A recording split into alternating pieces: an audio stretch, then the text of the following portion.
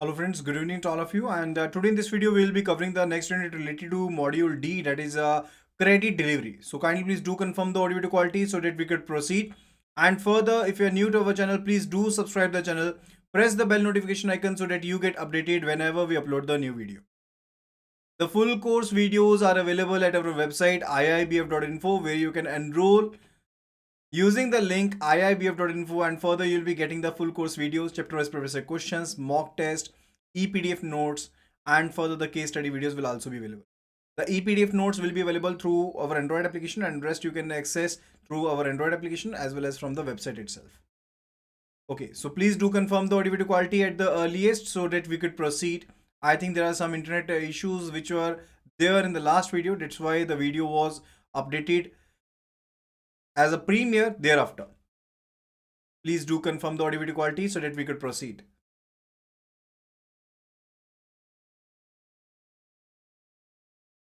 Okay, so let us start the session now. So it says related to credit delivery. So first of all, we will be studying related to documentation. That what is documentation?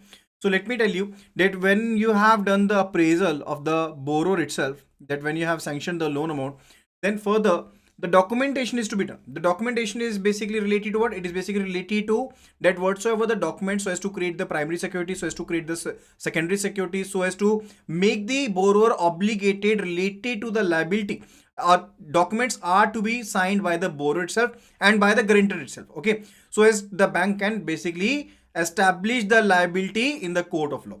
Okay, so that is the main process related to documentation, because those are signed, those are executed by the borrowers and the guarantors, so as to basically ascertain the liability of the borrower, and further that must be ascertain that the documents can be basically followed up in the court of law. Okay, so in addition to that, the borrower has to sign the documents which create the charge. I already told you that the aspect is related to, because we want to create a charge on the property, on the assets of the borrower over here. It may be the case that we want to create primary security or the collateral security. In that case, those can also be established only and only through the way of documentation. And further, if the owner of the collateral security is someone else, so let us take the case that we are basically extending a loan to person A over here, and the security so provided by the person A is not basically A is not having the ownership of the security, and B is the owner of the security. In that case, either B will be the co-borrower or B will be the guarantor in the loan case, or B will be guarantor in the loan case itself. That is related to what? That is related to documentation, that why documentation is required. But there are a few points that must be looked into. First of all the documents must be properly stamped. So whatsoever the documents are executed, those must be stamped properly as per the prevailing laws. And further, it must be clearly mentioned related to date of execution of the documents. Why date of execution is important? Because so as to ascertain the law of limitation, so as to ascertain the limitation period of the document itself. And further, it must also be ascertained that the stamping of the documents is done before on the day of execution of the document itself, but not after the execution of the documents. Okay, so the documents must be properly stamped, and the stamping is to be done before the execution of documents or on the day of the execution of the documents, but not after that. Okay, and also that must be a place must be mentioned over the document itself. So whatsoever the place where the documents have been executed, that must be mentioned on the document itself. But why place factor is important? Because it is basically so as to ascertain the jurisdiction. So if there is something, likewise, if a loan was sanctioned to person A and he is not repaying the loan, then in that case, if you want to basically start prosecution, in what court's prosecution, in what court's jurisdiction the case will be prosecuted. Okay, so in that case, the place where the documents have been executed, that will basically help us so as to ascertain the jurisdiction. Okay, so that is why the date and place both are very much important. And further, it should be ensured that the parties executing the documents have the necessary authority. So whatsoever the parties who are going to execute the documents, they must be having the capacity that they can do execute the documents, and further they must be having the authority. Likewise, the case is where you want to sanction a loan to the company, where the authorized directors are D1 and D2. In that case, the documents must be executed by D1 and D2 only, and not by other any directors, because those are not authorized. So D1 and D2 must be having the authority so as to execute the documents, and further they must be having the capacity so as to execute the same. Then it is related to, it should be ensured that the person signing the documents is going so with his free will. It should not be the case that someone is basically there must be no pressure on some party related to execution of the document. So it must be done with the free will itself. And further, the documents should be filled in before those are signed. Okay. And further, the documents, if the signatures of the executor, are in other language than that of the language of the document itself, in that case, a separate undertaking is to be obtained. From the borrower itself, executor of the document itself. Okay. So, and also in the case of the company charge over the securities of the company, the charge must be registered with the ROC, that is registrar of companies also. So in case we are going to basically extend loan to the companies, and in case a charge is to be created over the assets of the company, in that case the charge must be registered with the ROC. Kindly please do let me know at the way of pledge, is it required to be registered with the ROC? Kindly please do confirm the same. So if a charge is created by way of pledge, in that case, is it required so as to register the charge with the ROC? And the limitation date for registering the charge with the ROC is 30 days from the date of document execution of the document itself. And further, do confirm the same. If the charge is created related to pledge in case of company, is it required that we need to register the same charge with the ROC over there? So let me tell you, if the charge is related to pledge or lien, in that case, the charge is not required to be registered with the registrar of companies itself. Otherwise, it is required to do so. And further, if any document is required to be registered with the sub-registrar, it should be done with prescribed time limit. So in case you're going to create a charge and further the documents are to be registered with the sub-registrar, in that case, that must be done within the prescribed time limits. That is related to the documentation part. Then it is related to third-party guarantee. Now, what is actually the third-party guarantee? Sometimes what happens actually, let us take the case that we are going to extend a loan to the person over here, but the person A is not having that much good creditworthiness, and we want to have some additional guarantee. Now this additional guarantee will be given by some third party that is not related to person A.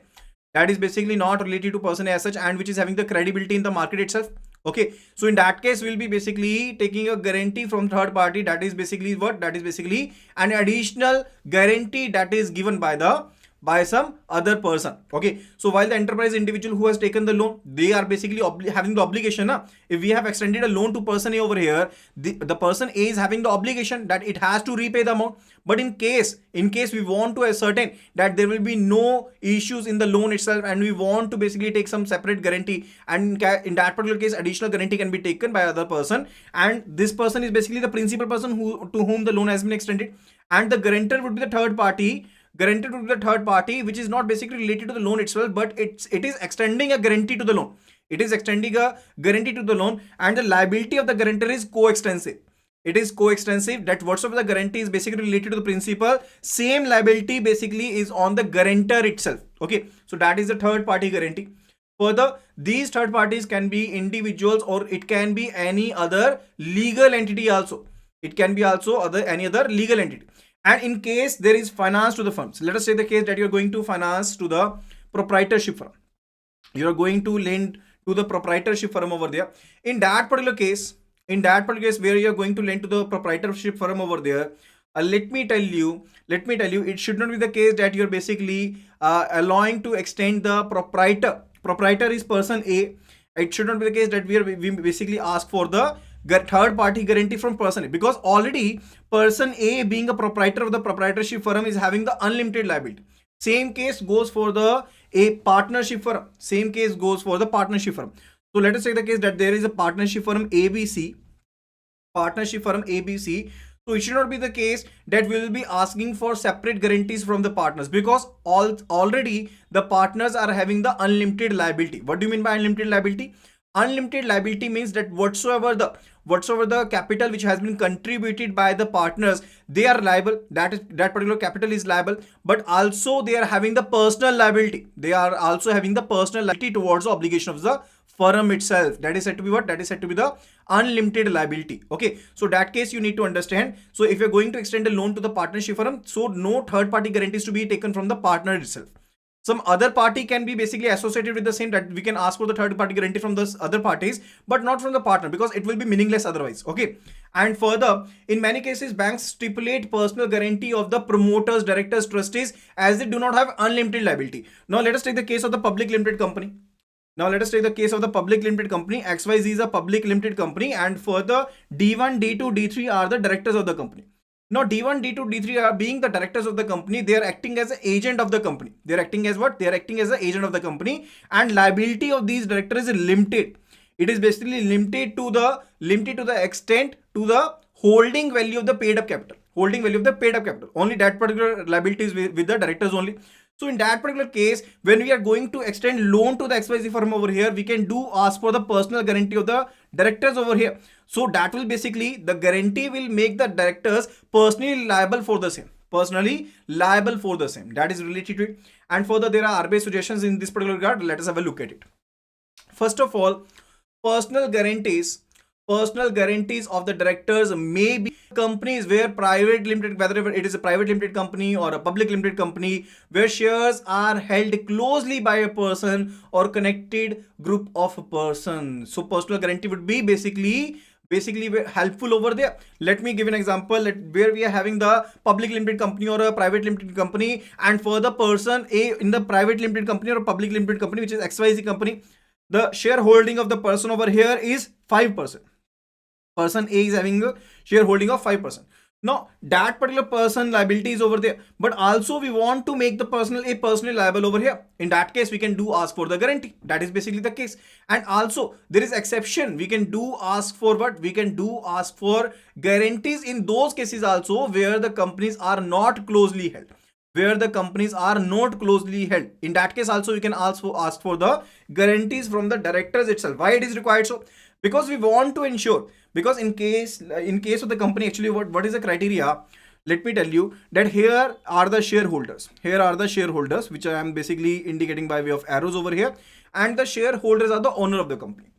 These are the owner of the company, and further, directors are those who does manage the management of the company. And also, if you want a company to achieve the corporate objectives, and further, the management part is also very much crucial. And if we want to ensure that there will be continuity of the current management itself, we can take the personal guarantees of the directors also. Okay, so that is a case that we can ask for the guarantees of the directors too. Okay. And further, there is an exception. What it says, the exception being in respect of the companies where by court or statutory order the management of the company is vested in a person or persons over there. So Reserve Bank of India is having broader powers. The Reserve Bank of India is having broader powers under which the management of any banking company, and also there are many legal aspects under which the management of the companies can be basically vested with the person or a group of persons. So if we say that the company XYZ is over here, and previously they were having the management M1, and now it is legally replaced by M2 over here. Now over here, this particular previous management was basically elected by the shareholders, because the management is basically elected by the shareholders who are the owners of the company. Okay, but now this M2 is basically vested in the power of the management over there, because this is appointed by the court or some statutory order. And further, in that particular case, there is exception that the guarantee cannot be taken from that management. Over there. Is that clear? Is that particular part clear over here? Second, it says even if company is not closely held. I just told you already, even if the company is not closely held, because we want the continuity of the management over there, we can go for the guarantee from the management itself. We can go for the personal guarantee of the directors, so as to ensure the continuity of the management. Over there. Is that clear? Further, one way by which lending institutions could protect themselves in such circumstances is to obtain the guarantee of the directors, because whenever we do lending to the companies over there, we are more concerned about when the management will be changed, how they will be acting, and how the functionaries will be performing. Okay, so if we want to make if we want to ensure ourselves that there will be continuity of the management, definitely we can go and ask for the personal guarantees of the directors. Okay, so as to ensure the continuity of the management over there. Is that clear?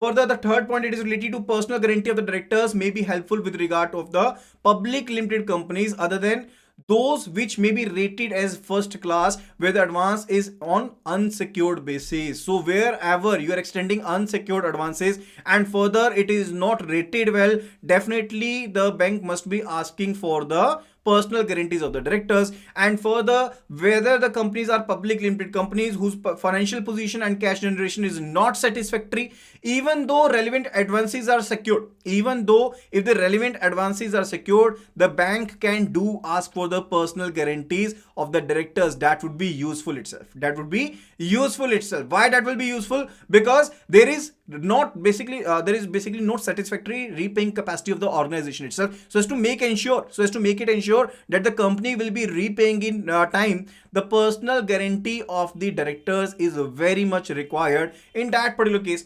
And for the cases where there is likely to be considerable delay in the creation of the charge of the assets, and also it is the case now whenever a loan is extended, let us say the case through XYZ company, loan is extended over there and a charge is to be created and a charge on the asset of the company is to be created.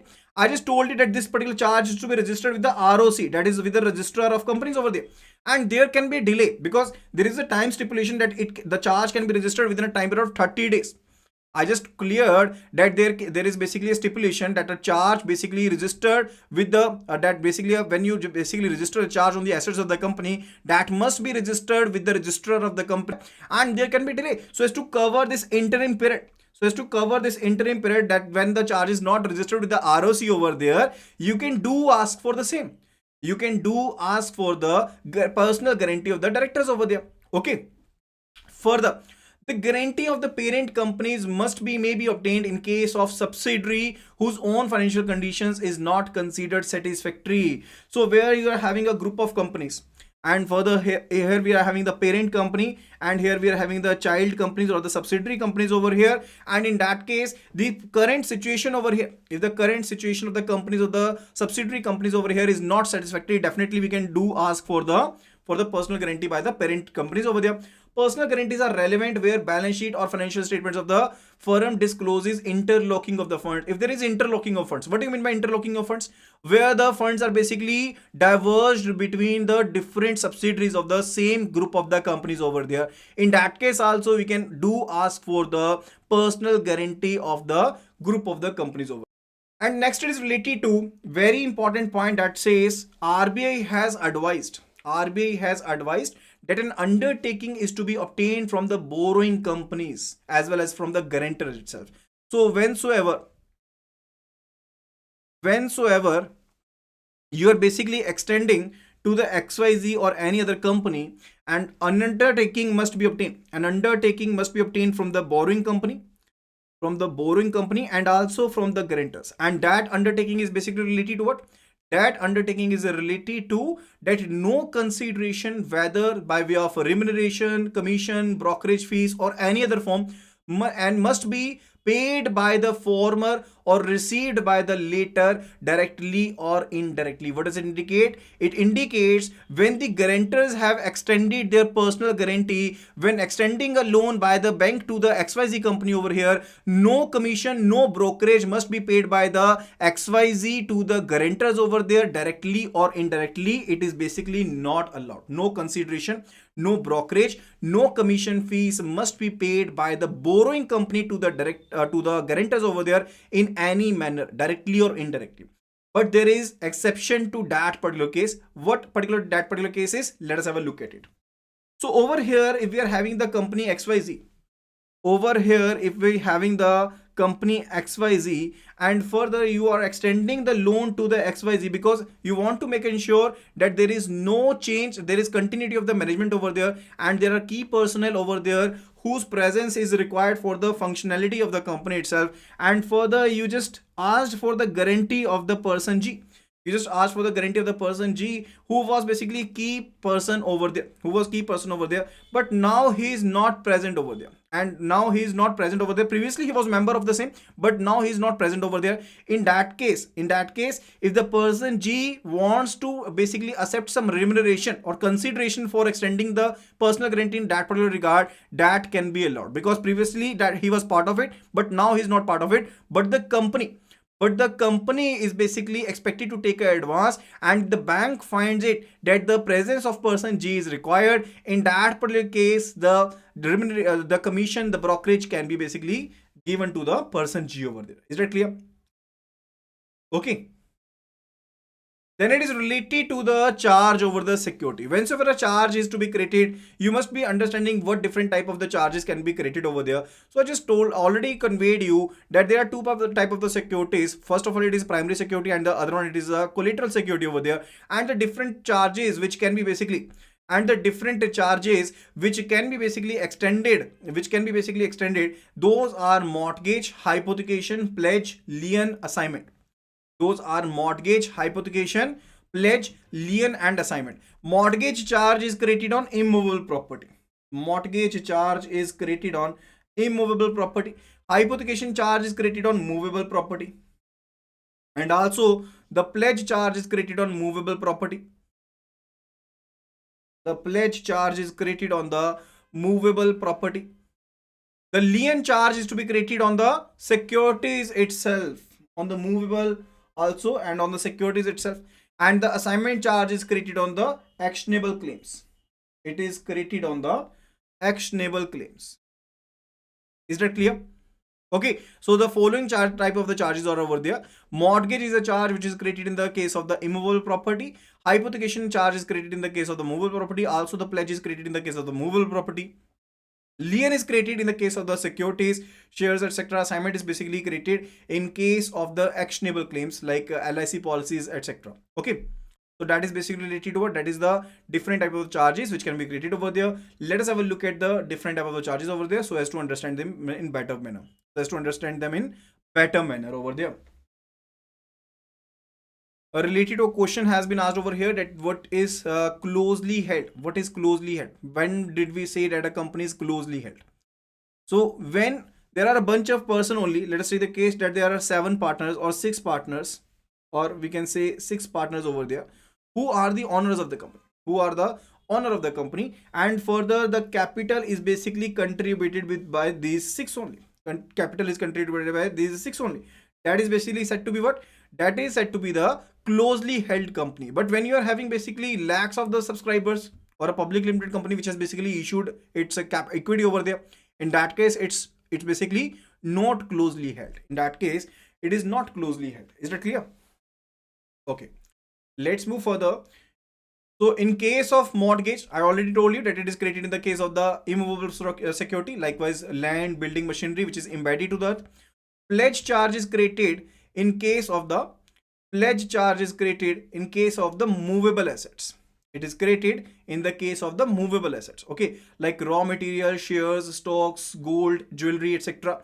Now, where in the case of the pledge, the possession of the goods is with the lender itself. It is with the lender itself. Okay, and further the third one, it is related to hypothecation. Now, hypothecation charge is also created in the case of the movable assets, but in that particular case, but in the case of the hypothecation, the possession of the goods is basically with the borrower itself. That is with the borrower itself. Okay, and fourth one, it is related to lien. Lien is basically related to in case of securities which are basically already in the possession of the creditor. So goods and securities except the actionable claim and money. And further, the fifth one, it is related to the assignment. Assignment is a charge which is basically created in the case of the actionable claims like LIC policies, book debt, etc. In those cases, the assignment charge is created. Now let us have a look at the possession of the security. I just told you that in case of the pledge, the ownership remains with the borrower, but the possession is with the bank itself, that is with the lender itself. But in the case of the hypothecation, possession as well as ownership, that is with the borrower. That is with the borrower itself only. Okay. Now let us differentiate the hypothecation, pledge, and mortgage.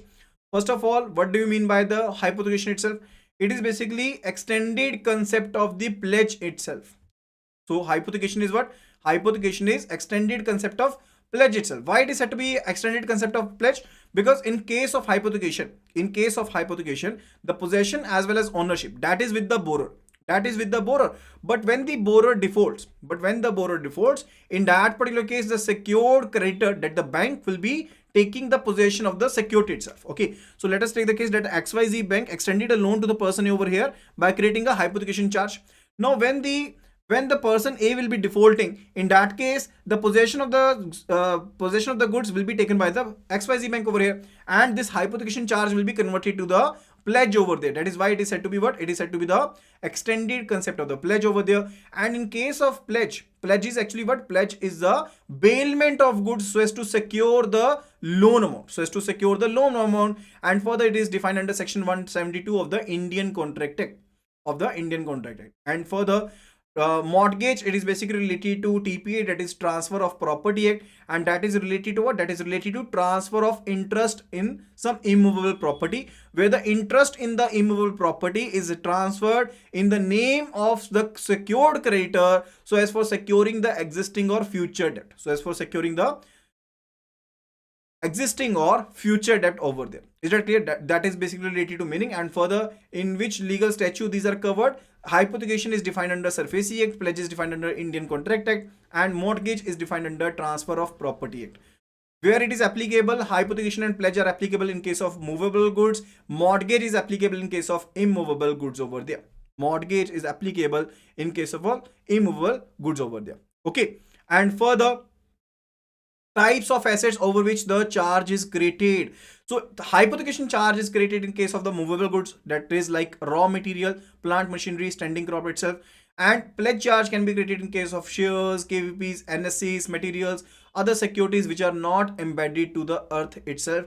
Pledge charge can be created. Even on the crops itself, the pledge charge can be created. Okay, even on the farmer produce, the pledge charge can be created. And in case of mortgage, that is basically created in the case of the immovable property over there, like land, building, plant and machinery, which is embedded to the earth itself.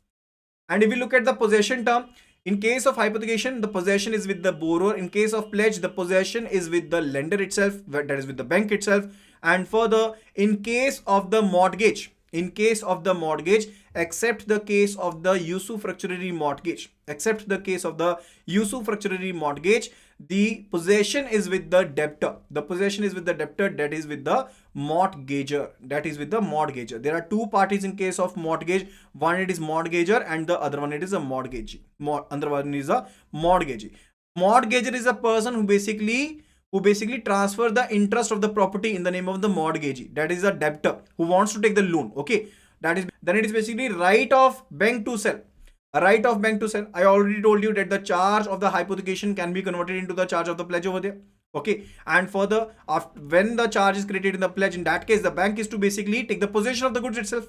And further, in case of the pledge itself, the bank is already having the possession of the goods. And mere giving a considerable notice,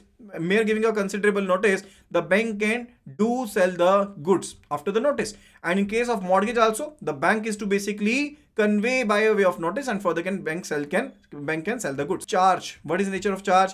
In case of hypothecation, the charge is floating equitable charge. What do you mean by floating equitable charge? So in case of the floating equitable charge, by what means the value of the underlying asset is changing, the same manner the charge so created will be changing. Okay. So if the loan was sanctioned, if a CC limit was sanctioned to a shopkeeper, previously he was maintaining a average stock of 10 lakhs. Now he's maintaining a average stock of 20 lakhs. Now your charge will be floating charge. Now this will be basically existing on 20 lakhs of the goods over there. Okay. But in case of pledge and mortgage, the charge is fixed. The nature of charge is fixed. That is related to differences between the hypothecation, pledge and mortgage. Now let us have a look at the dispersal of the loans. Now in case of the working capital loans, a sanction limit is there.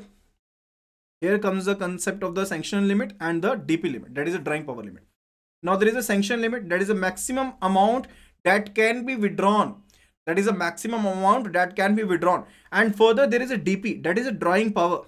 Now drawing power is basically, drawing power that you can understand, it is basically the amount which can be allowed for this term being, So let me give an example, that here we are having a shopkeeper XYZ to whom a CC limit was extended amounting rupees 10 lakh, against stock of 20 lakhs,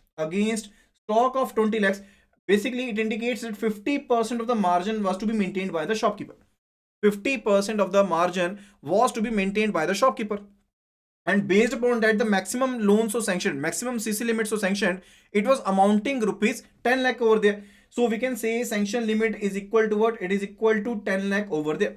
And also because the shopkeeper is maintaining such stipulated limits, the drawing power is also same. That is equal to 10 lakhs. After a few months, when the field officer went to so as to check the stocks over there, he found that the stocks available were amounting, the average stocks so available, those were amounting 15 lakhs only. Those were new stocks, we can say, when the inspection was conducted, the new stocks were amounting 15 lakhs only. But the bank is having the stipulation that 50% of the margin is to be maintained. Now basically he conveyed to the branch manager and the new drawing power was set to be 7.5 lakh, that is 50%, that is 50% over there. And the outstanding amount in the account was, outstanding balance in the account was 8.5 lakh rupees. It was 8.5 lakh rupees. Now what will happen actually? The new maximum limit that can be basically withdrawn by the borrower at this instance, when the DP, that is a drawing power, was updated to be 7.5 lakh, that becomes 7.5 lakh. Now the above and over and above balance, that is of rupees 1 lakh, that will become overdue amount. That will become what? That will become overdue amount over there. Is that clear?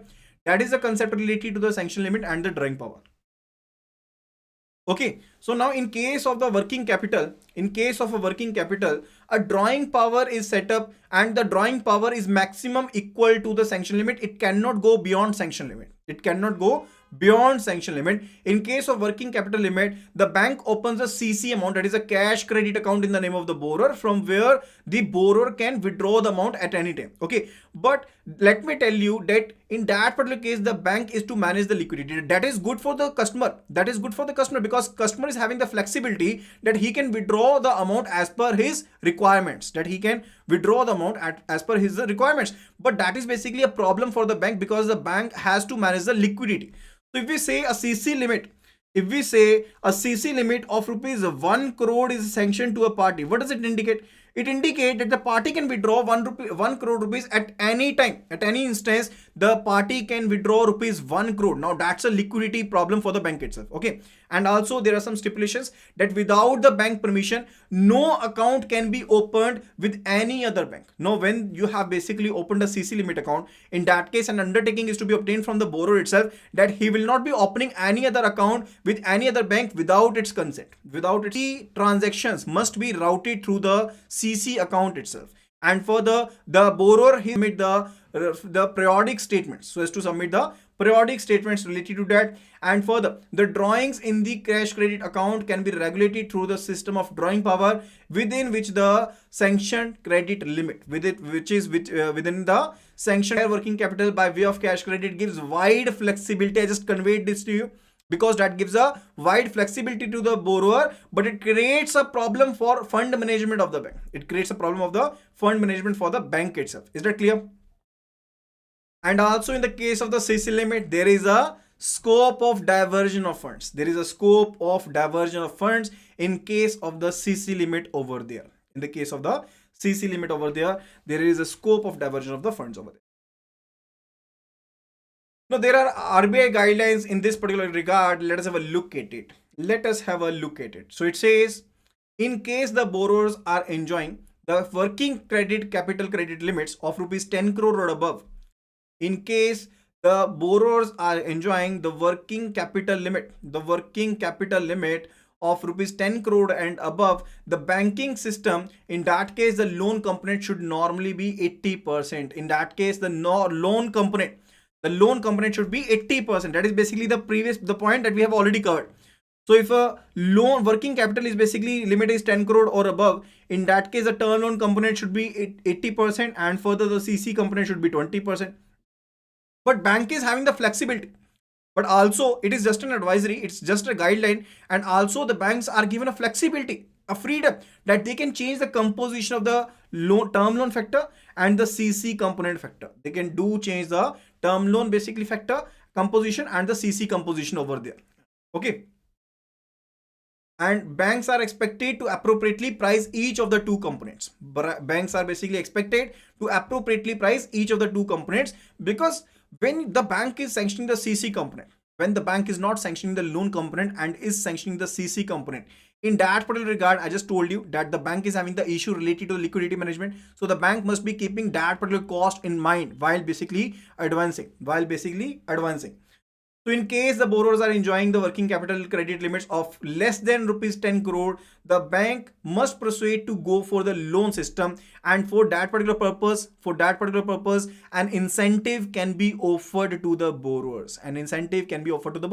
Now, if you're charging 9% of the interest, 9% per annum interest for the CC component, you can say you will be charging 7.5% or 8% of the interest for the term loan component. That way, basically, you can give an incentive to the customers so as to basically fascinate them that they must be opting for the loan component rather than for the CC component. Okay. Then it is related to in respect of certain business activities which are cyclical, which are seasonal in nature. In that particular case, strict application of the loan system may create difficulties for the borrower. So you must be keeping that particular in mind. So let me tell you, if there is an industry, if it is related to hosiery industry, which is active for 3 to 4 months, in that particular case, that is a cyclical industry. And if you will be offering them a loan component, that will be quite difficult for them. So in that particular purpose, the banks may basically, with the approval of the board of directors, must be identifying such business activities which can be exempted from the loan system of delivery. Where the it should not be basically looked at what should be the composition of the loans or etc. That particular industry must be exempted from the same. Then it is related to the term loan component. Now, what do you do in the last very unit, where I just told you that a term loan is basically an amount which is basically sanctioned for procuring the machines, which is basically sanctioned for procuring the fixed assets over there. Okay. So now in that particular case, the loan is to be disbursed. It may be the case that the loan is to be disbursed. In that particular case, the loan must be disbursed to the vendor itself. It must be disbursed to the vendor itself from whom the asset is to be purchased. And the full amount must be disbursed. What do you mean by full amount? Let us take the case that a machine of rupees worth 10 lakh was to be purchased, and for that particular purpose, you sanctioned a loan of rupees 8 lakh to the borrower, with 20% was the margin that was to be contributed by the borrower. Now that particular 2 lakh must be deposited in the account. And for the 10 lakh 8 lakh along with the margin money must be disbursed to the vendor itself. So as to basically end use of the funds over there. And moreover, if the margin money has already been contributed, it's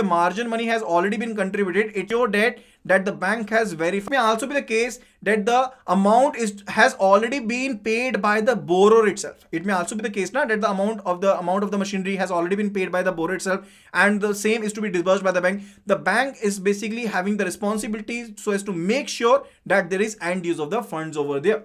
There is a end use of the funds over there. Okay. So in case where the execution of the project is spread over a period of time, the disbursement is basically related to the progress of the project. So I just told it that there is one hit loan that is disbursed, but it may also be the case that it's a project where the loan is to be sanctioned at different stages. Likewise, it happens actually in the case of the housing loan, that is basically to be sanctioned for the construction of the house over there. In that particular case, the fund is not required at single hit. Basically in that case, you can identify the different stages where the loan amount is to be sanctioned and appropriate margin is to be basically the borrower over there, and the same amount must be disbursed. Likewise, if we say that the amount of 90% was sanctioned, 10% was the margin that was to be maintained, and rupees 10 lakh were sanctioned, and we basically identified the amount will be sanctioned as 4 lakh in first installment, 3 lakh and other 3 lakh in the, if we're sanctioning the amount at 90%, 90% and 10% is to be maintained and as a margin, in that particular case, the borrower must be contributing the margin at each and every stage proportionately, and the amount must be sanctioned over there. Is that clear? So RBI guidelines are there in respect of the disbursement of the project loans over there. Let us have a look at it. First of all, it says the promoters bring their entire contribution upfront before the bank starts disbursing its commitment. So the promoters bring their entire contribution. So promoters must be bringing their contribution before the bank is starting to basically disburse their commitment. Promoters bring certain percentage of their equity upfront, and the balance is brought in stages. So there are different scenarios in that particular case. One, it is a stage that full amount will be basically full contribution amount, that is a margin money will be contributed in one hit, or it may be the case that a fixed amount will be contributed, a fixed amount that, let us say 40% or 50% of the amount will be contributed, and the rest of the amount will be contributed proportionately. And further, it may be the case that the promoters will be basically bringing in equity funds proportionately as the bank is going to finance the debt portion. There can be different scenarios related to it. And then it is related to the consortium multiple banking arrangements. Consortium, there are some prudential guidelines which have been basically imposed by the Reserve Bank of India. Like there are some guidelines which have been imposed related to the concentration, so as to basically diversify the bank's portfolio. So where the sole bank, where the individual bank is basically not able to lend out the full amount, in that case there can be a multiple banking arrangement. Consortium or multiple banking. Let us have a look at it, what it is. So if the requirements grow beyond the comfort level of the bank due to the prudential norms or risk perception, in that particular case, the bank can lend the amount to the borrower by joining the hands with the other bank itself. So let us take the case that there is a corporate who wants to basically avail a loan amount of rupees 2,000 crores. And further, it visited bank A, but the bank A can basically extend maximum loan of rupees 500 crore to the party over there. Maximum loan. So bank A will be basically go to the different banks over there. Let us take the case. It basically went to the different banks A, B, C, D over there, and further there were other 4 banks who joined along with the bank A over there, and they all will be combinedly sanctioning a loan to the XYZ over here. Now A bank will be the lead bank over here, which will be basically managing the full scheme, so as for the appraisal, the documentation part, and all the other things. And other banks will be basically, they can also go for the individual appraisal, and also they can rely upon the appraisal reports prepared by the lead bank over there. That is basically as per the bank's own judgment, and they will be basically doing what? They will be basically considering their risk perception, their documentation as per their policies and concerns, over there. So let us take the case that the bank A is going to lend an amount of rupees 500 crore, bank B, C, D, they all will be lending an amount of rupees 400 crore, and further bank crore over there. That was an arrangement that was fixed over there, and the charge so created, and they all will be creating a charge on the asset of the XYZ corporate over there. They all will be creating a charge over the asset of the XYZ corporate over there, and charge so created on the asset of the company over here. That what charge will be created? It will be the pari passu charge. Which will be created. Which will be created over the assets of the firm over there. Pari passu charge is basically related to what? That as in proportion to the loan which was sanctioned by the different banks, the banks will be basically creating a charge on the asset of the product whensoever the loan is to be liquidated out of the security. The charge so created in the proportion. Will be applicable. That is said to be what charge? That is said to be the pari passu charge.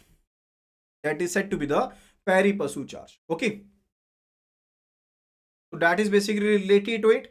And further, in case of multiple banking arrangement, so in case of the consortium lending, there is a formal basically arrangement between different banks. So all the banks are having a formal arrangement where they are having an inter-se agreement in between them, and as per that they basically conducted the meetings and further they sanctioned a loan to the XYZ firm over there. But in case of the multiple banking arrangement, there is no formal arrangement. There is no formal arrangement between the banks over there, though they may share the information between them, though may be sharing the information between them about the account over there in their mutual interest, So consortium lending is much more helpful and much more healthier one. Okay. Next topic that we are going to cover today, it is a syndication. First of all, we'll be covering the Reserve Bank of India guidelines. Let us have a look at it. So in light of the recent frauds which were there, it was felt that there is a need for improving the sharing and dissemination of the information. So whensoever there is a consortium lending or multiple banking arrangement, now it was felt that there is a need that there must be some of the information which must be basically available with the banks over there about the status of the borrower.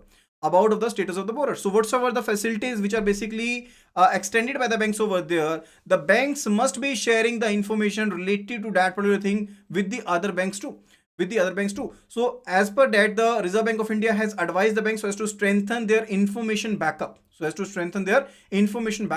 the borrowers over there enjoying the credit facilities from multiple banks as follows. So what are those? Let us have a look at it. Fresh facilities. At the time of granting the fresh facilities, banks may obtain declaration from the borrower. Whensoever in the case of consortium lending or multiple banking arrangement, a loan is to be sanctioned, an undertaking from the borrower must be taken.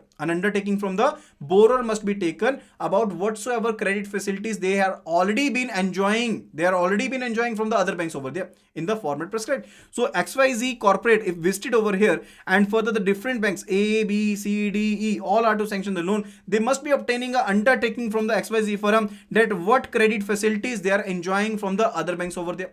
And further, in case XYZ is the existing borrower over there, in case existing lender or existing borrower over there, all the banks may seek a declaration from the existing borrowers. All the banks can basically, let us say the case that the previous exposure to the XYZ was 1000 crore and all the banks have jointly sanctioned a loan of 1000 crore to the XYZ firm over there, and now XYZ wants to enhance the facility from 1000 crore to 1500 crores. Now A, B, C, D, E are existing lenders and XYZ is the existing borrower. No, this all the existing borrower related to what? Related to whatsoever the other credit facilities which are basically available with the borrower itself. Because it may be the case that in between the time period, XYZ has basically availed another credit facilities from the other banks itself. So that must be basically obtained. A declaration is to be obtained in that particular regard. Okay.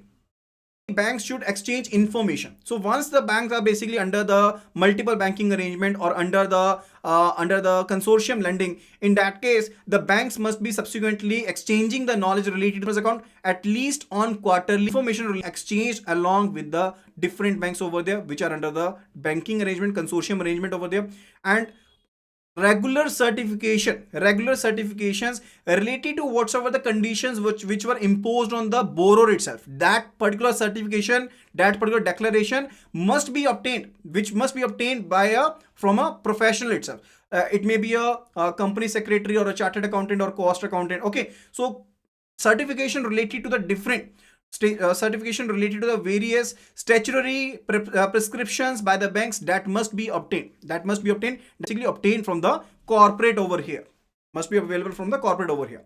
And further, make greater use of the credit report. So whatsoever the credit reports which are available with the CIBIL, you must be making use of the same while extending the loans or while enhancing the facilities. And further, the banks is in the loan agreements in future. The banks are having the secrecy issues, the confidentiality issues, that they will not be sharing their bank account details with the other bank itself. So in that particular case, a confidentiality clause can be a make part of the sanctioning process itself, so that whatsoever the loan account will be renewed, a new loan facility will be sanctioned. In that case, the banks which were the part of the arrangement, they will be sharing the information of the same along with it. Okay, so that these are the guidelines which are over there.